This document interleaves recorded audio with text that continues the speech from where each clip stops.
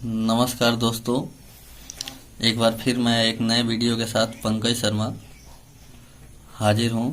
Class 10 मनोहर रे की किताब एक्सरसाइज एक्सरसाइज है 3G, दो चर वाले रैखिक समीकरण युग्म का सवाल नंबर 18। सवाल थोड़ा टेक्निकल है। कह रहा है कि एक आयत का क्षेत्रफल दूसरे आयत के क्षेत्रफल के बराबर है। यानी एक आयत का जो क्षेत्रफल है वो दूसरे आयत के क्षेत्रफल के बराबर है। यानी पहला आयत का क्षेत्रफल बराबर दूसरे आयत का क्षेत्रफल। इसमें दूसरे आयत की जो क्षेत्रफल की बात हो रही है वो 11 मीटर अधिक है पहले से, और चौड़ाई इसकी 6 मीटर कम है। यानी पहले आयत के क्षेत्रफल, पहले आयत की लंबाई से 11 मीटर अधिक और चौड़ाई 6 मीटर कम है, और उसका क्षेत्रफल तीसरे आयत के क्षेत्रफल के भी बराबर है। यानी दूसरे आयत का क्षेत्रफल और तीसरे का क्षेत्रफल बराबर है। यहाँ पहले लाइन में पहले आयत का क्षेत्रफल दूसरे आयत के क्षेत्रफल के बराबर है, और यहाँ दूसरे लाइन में दूसरे आयत का क्षेत्रफल तीसरे आयत के क्षेत्रफल के बराबर है, जो उससे 22 मीटर लंबा और 9 मीटर कम चौड़ा है। आयत का क्षेत्रफल ज्ञात कीजिए। देखिए यहाँ पे सवाल हो गया, एक आयत का क्षेत्रफल दूसरे आयत के क्षेत्रफल के बराबर है। तो यहाँ पे हम सवाल लगाना शुरू करेंगे।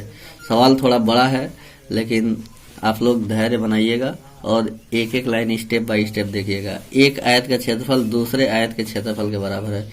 तो पहले हम मानेंगे, माना पहला आयत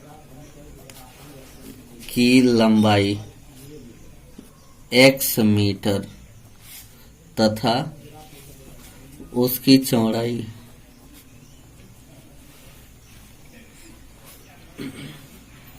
y मीटर। अतः पहले आयत का जो क्षेत्रफल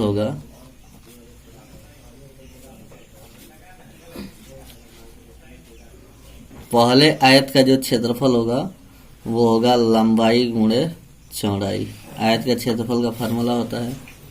तो यह हो जाएगा XY, और मीटर में हम माने हैं तो मीटर स्क्वायर। क्षेत्रफल का मात्रक होता है वर्ग मीटर, तो मीटर स्क्वायर हो गया।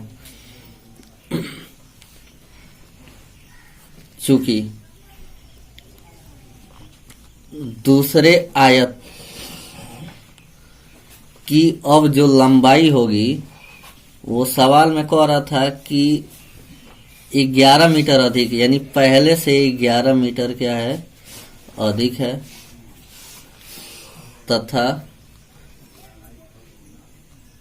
दूसरे आयत की चौड़ाई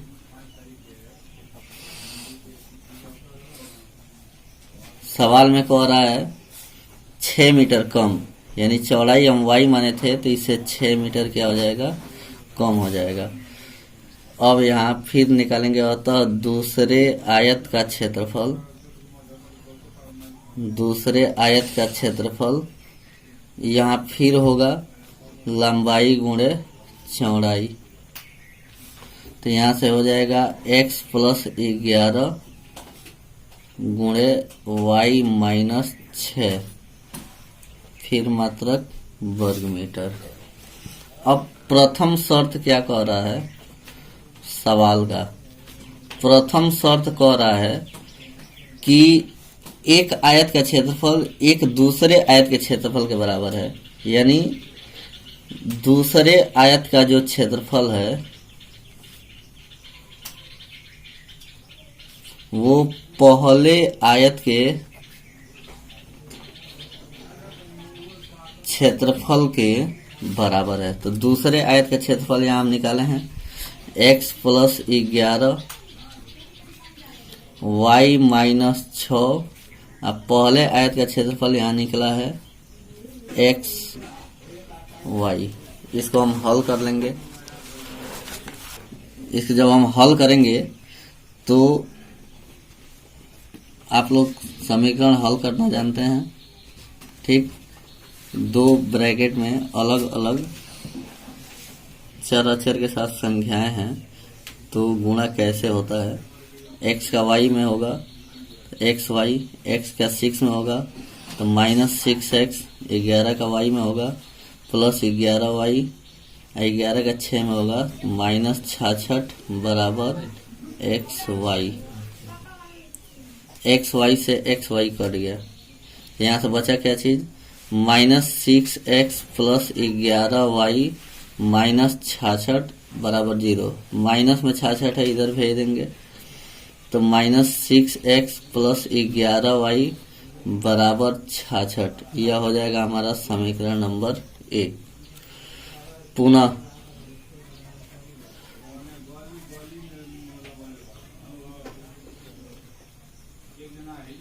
तीसरे आयत की लंबाई, अब सवाल में हम आगे बढ़ेंगे तो तीसरे आयत की जो लंबाई है वो कह रहा है कि उससे 22 मीटर लंबा x प्लस 22 मीटर लंबा, पहले से बात हो रही है, और चौड़ाई 9 मीटर कम है, तथा तीसरे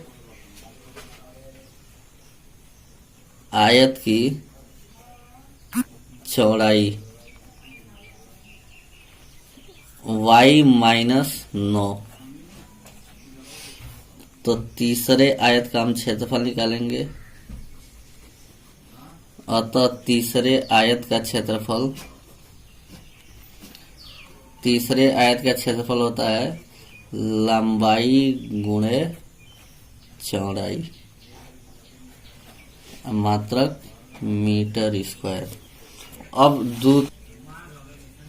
द्वितीय शर्त हमारी कह रही थी कि दूसरे आयत का जो क्षेत्रफल है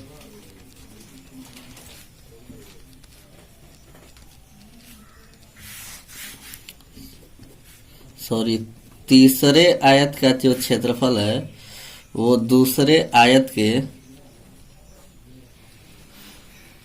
क्षेत्रफल के बराबर है। तीसरे आयत का क्षेत्रफल यहाँ हम निकाले हैं x plus y y -9, x plus 22 और y -9, और दूसरे आयत का क्षेत्रफल यहाँ निकला है x प्लस 11 गुणे y -6, x प्लस 11 गुणे y -6। इसको हम हल करेंगे, x का y में गुणा होगा xy, 9 में होगा 9x, 22 का 9 में होगा तो 9 दूना, x का y में होगा xy, x का 9 में होगा 9x, 22 का y में होगा 22y, अब 22 का 9 में होगा तो 9 दूना 18, 9 दूना 18 1 19। इधर हम चलेंगे तो फिर xy -6x प्लस 11y -66, तो xy कट गया। पक्षांतर जब किया जाएगा तो पक्षांतर आपको बताया जा चुका है कि समान पद एक साइड में लाया जाता है, यानी चर एक साथ और अचर एक साथ। तो -9x इधर से आएगा, 6x माइनस में है, इधर आएगा तो +x, यहाँ से प्लस 22y है, इधर से आएगा तो -11y, या -198 है, इधर जाएगा तो +198 होगा, पहले से -66 है।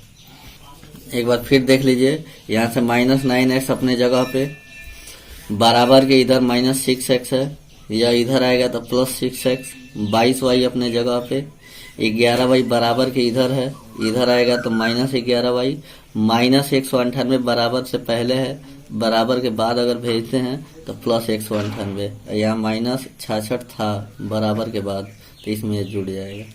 अब यहाँ से माइनस में 9x है, प्लस में 6x, तो उत्तर माइनस में आएगा।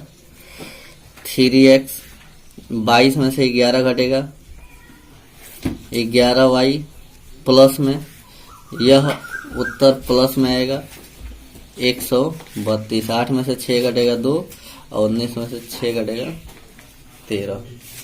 तो ये हो गया हमारा समीकरण नंबर 2। समीकरण 1 हमारा क्या है? समीकरण 1 है -6x प्लस 11y बराबर 66। समीकरण 2 हो गया -3x प्लस 11y बराबर 132। समीकरण 1 और 2 में हम क्या कॉमन देखते हैं?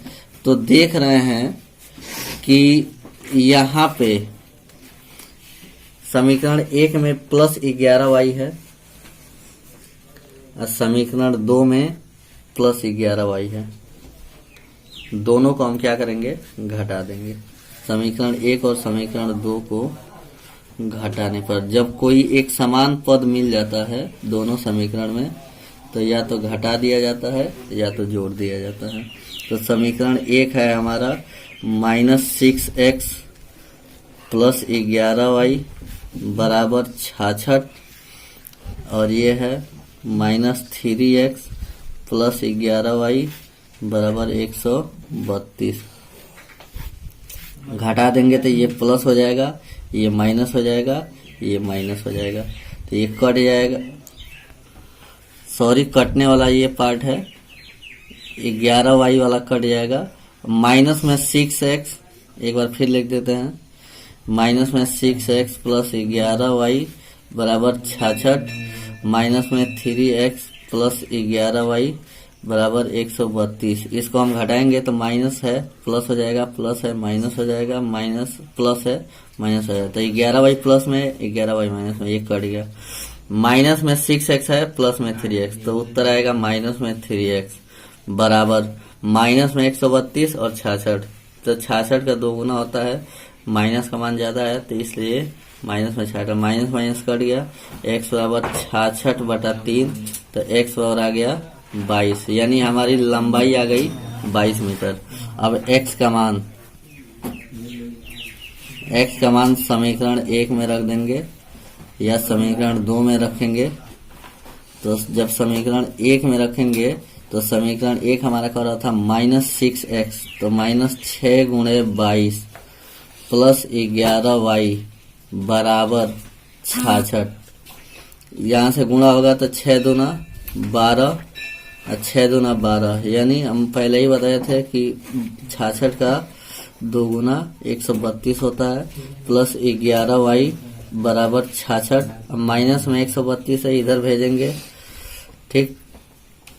तो जब इधर भेजेंगे तो इधर बचेगा 11y बराबर 66 और प्लस 132, तो ये दोनों जुड़ जाएगा तो 11y बराबर हो जाएगा 198। 11 से भाग देंगे, y बराबर हो जाएगा 198/11, तो ये आएगा हमारा 18 वर्ग। तो यह चौड़ाई हो गया। तो कह रहा है चूंकि आयत की लंबाई निकल गई, जो हम पहले ही माने थे, आयत की लंबाई क्या माने थे, x मीटर, तो यह आ गया हमारा 22 मीटर, ठीक। तथा आयत की चौड़ाई हमारी आ गई, यह माने थे y मीटर, तो यह आ गया हमारा 18 मीटर। अब सवाल में कह रहा है आयत का क्षेत्रफल, सबसे लास्ट लाइन, आयत का क्षेत्रफल। तो आयत का क्षेत्रफल क्या होता है, लंबाई गुणे चौड़ाई। तो लंबाई हमारी है 22 और चौड़ाई है 18 मीटर स्क्वायर में क्षेत्रफल निकलता है। तो 18 दूना 36, 18 दूना 36 और 3 39, 396 वर्ग मीटर आंसर आएगा।